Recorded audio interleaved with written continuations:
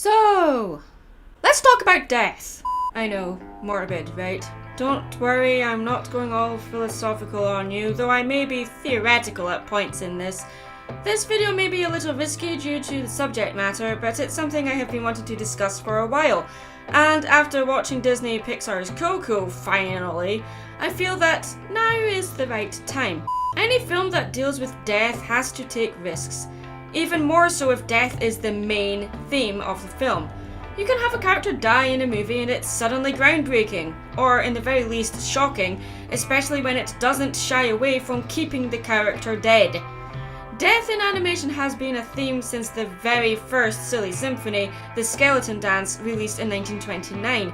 This is probably due to the Great Depression coinciding with the birth of the animation industry. Death has always loomed over animated movies and shows, and to this day, movies like Disney's Bambi, The Lion King, Pixar's Finding Nemo or Up, Don Bluth's The Land Before Time and All Dogs Go to Heaven, DreamWorks' How to Train Your Dragon trilogy, or more obscure animated movies like Watership Down, Felidae and Plague Dogs have been remembered because of how real death was dealt with in their stories. No matter how it is depicted, whether it be figurative, literal or personified, death in animation has been reoccurring since the infancy of the art form. But I have come to notice that in recent years, death in animation has been downplayed or limited to just the villains of the story, or only happens to characters off screen. If a character does die on screen, they are brought back to life later on by the convenience of a deus ex machina. Do any of these movies disrespect death in any way?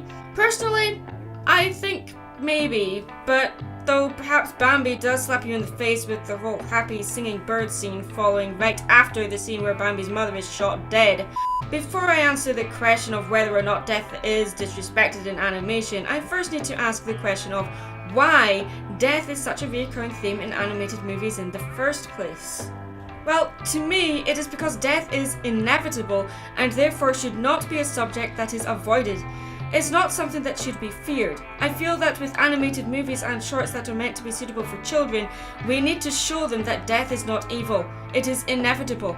Though I feel parents and guardians should do their best to educate their children about death themselves without resorting to what are essentially fictional stories, they should also do their very best to be present when watching any movie, especially when it deals with death, a subject that is still very new to children.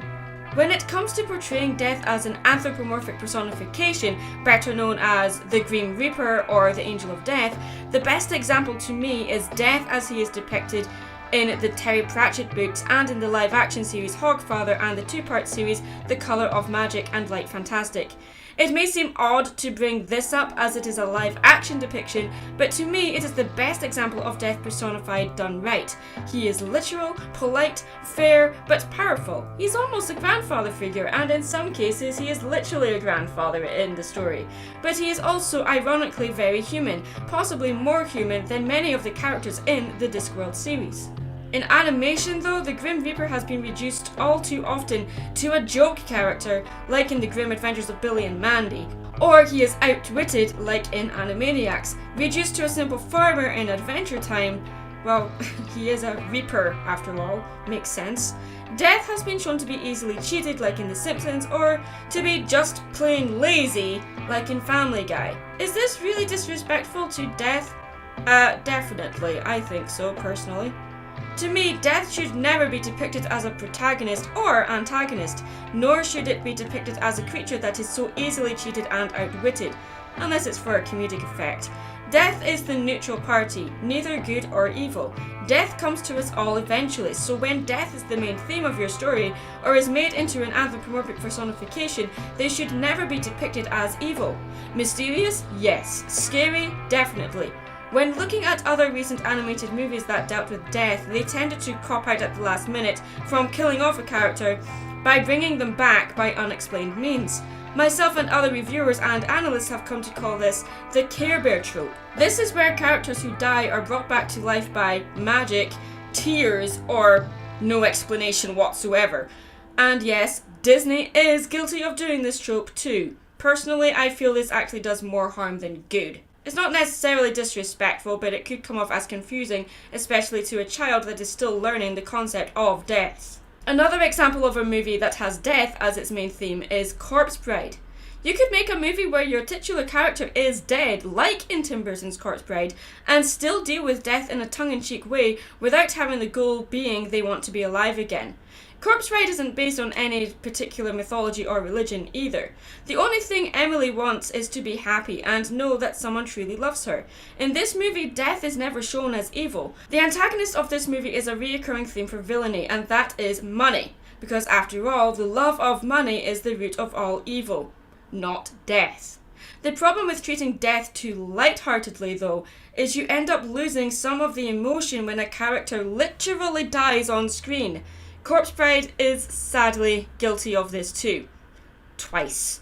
This becomes more of a problem when the dead characters are depicted as walking corpses instead of skeletons or cartoony ghosts.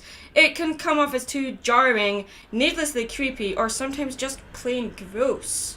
Death as a subject or theme should be respected, and that is something Disney Pixar's Coco definitely does, successfully, while also managing to be tongue-in-cheek with it. Though the difference here between Coco and Corpse Bride is obviously that Coco is based on Mexican mythology and religion. After my first viewing of Coco, I had every intention of just making another short reaction theatre episode, but after my second viewing, I realised that a film this deep and a subject so controversial deserves more, so I'm killing two birds with one stone with this video. No pun intended there. Disney Pixar's Coco and Corpse Bride have a lot in common because not only is death the main theme, so is murder. The artistic difference between these two films does imply an obvious tone difference, but this is more to do with cultural differences in how death is respected. In Corpse Bride, death is feared and misunderstood, while in Coco, death is accepted. The thing that is feared in Coco is not death, but the fear of being forgotten or unwanted. Another film that deals with death that has the most in common with Coco is The Book of Life. Both films are set in Mexico. Both films are set during the Day of the Dead. Both films deal with creativity being suppressed, and of course, both films deal with murder.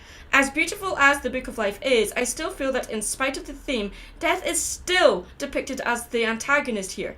In Coco, death is not the villain, but is more of the ticking clock that adds tension and drama to the story.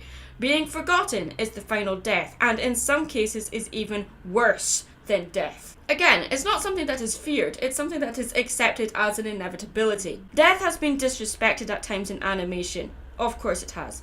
Might it be in how characters cheat death by non-explained reasons? The Grim Reaper may be depicted as an idiot, downplayed to diminish the power and inevitability of death. But with films like The Book of Life, Corpse Bride and Coco, death has been given more respect.